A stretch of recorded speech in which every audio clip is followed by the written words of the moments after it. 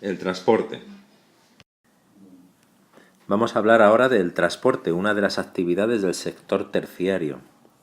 El transporte consiste en el traslado de personas y mercancías de un lugar a otro.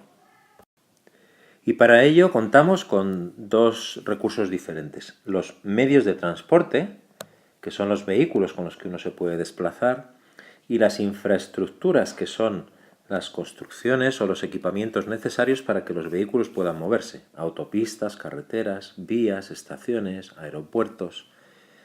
Todo eso son las infraestructuras.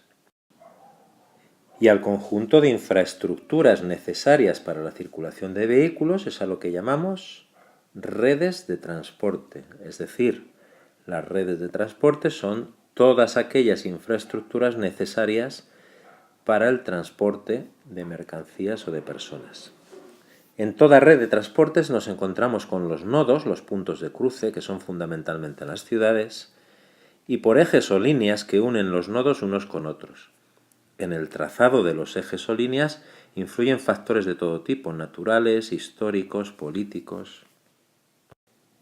Llamamos grado de conectividad de una red a la relación entre los nodos, al número de alternativas y número de relaciones entre los distintos nodos.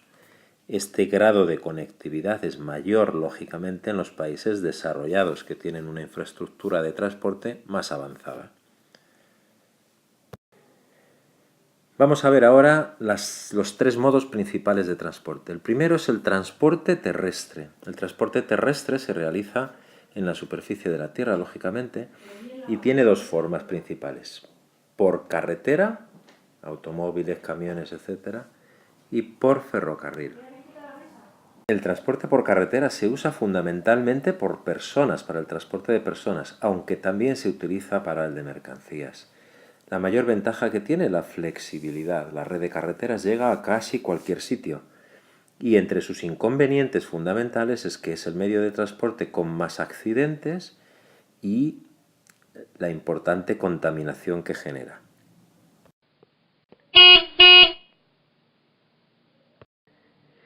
El transporte por ferrocarril, por el contrario, destaca sobre todo en el transporte de mercancías, aunque también en el transporte de personas a corta distancia. Todos los días cogen muchas personas el tren de cercanías para ir a su trabajo.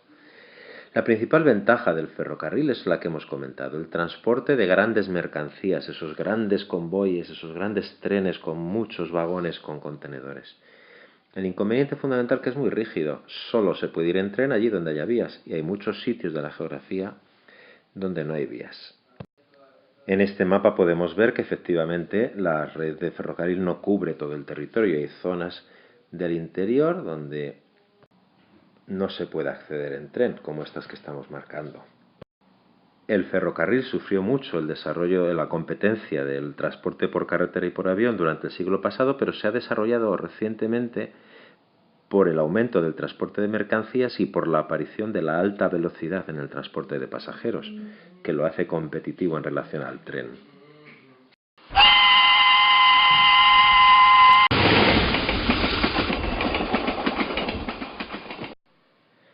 Pasamos ahora al transporte naval, aquel que se realiza por barco. En primer lugar, decir que hay dos tipos: marítimo, el más importante, a través de los mares y océanos, y fluvial, el que se hace por los ríos navegables, que no son tantos. Fundamentalmente marítimo. ¿Cuáles son las ventajas del transporte naval? Sobre todo, que es muy barato y que tiene capacidad para transportar muchas mercancías. De hecho, el 90% del comercio mundial de mercancías se realiza en barco. Lo vas a entender ahora. Observa la cantidad de contenedores que lleva este barco. Aún mejor. Se comprende, ¿verdad?, que transporta muchas mercancías. Claro, ¿cuáles son los inconvenientes? La lentitud, la contaminación, porque muchas veces ensucian el mar al limpiarse por dentro, al limpiar los tanques, y que requiere puertos con gran capacidad de maniobra, como este que puedes ver aquí, el puerto de Róterdam. Fíjate la cantidad de grúas para descargar que tiene.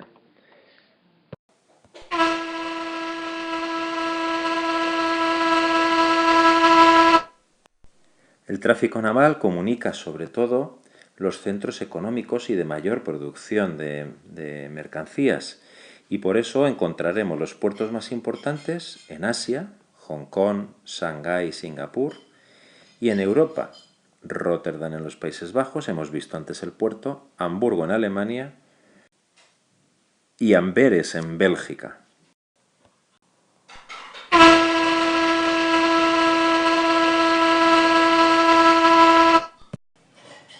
Las rutas más importantes son la del Pacífico, que une Estados Unidos con Asia, la del Atlántico Norte, que une Norteamérica, Estados Unidos con Europa, y la del Índico y el Mediterráneo, que une los países del Oriente Medio, productores de petróleo, con Europa.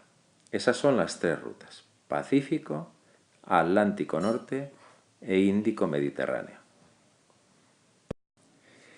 Y ahora vamos con el transporte aéreo, cuya ventaja fundamental es la rapidez. Por eso está especializado en el transporte de larga distancia. Claro, tiene también algunos inconvenientes, como son el elevado impacto ambiental, por ejemplo, no solo en la contaminación, sino también en cuanto al ruido.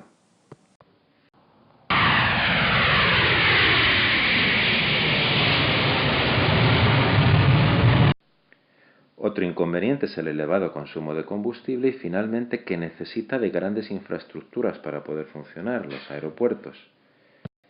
Ahora, si te fijas, los aeropuertos son importantes nudos de comunicación, están rodeados de carreteras, autopistas, más carreteras, incluso vías de ferrocarril. Y además también a su alrededor se concentran muchas actividades económicas. En las zonas aeroportuarias hay hoteles, empresas de transporte, empresas de alquiler de vehículos, etc. Es decir, los aeropuertos acaban siendo un nudo importante de comunicación y de actividad económica. Pero también es cierto que el tráfico aéreo se convierte en un gran factor de desigualdad. ¿Por qué? Porque los flujos de transporte se concentran entre los países más avanzados, los países desarrollados. Puedes ver cómo el tráfico aéreo se concentra sobre todo entre América del Norte y Europa, y zonas como África o América Latina se quedan fuera de esos grandes flujos de tráfico aéreo. La mayor densidad de vuelos se concentra, como ves, en los Estados Unidos y en Europa. Y con esto hemos terminado este apartado del tema dedicado al transporte. En el último vídeo veremos todo lo relacionado con el comercio y el turismo.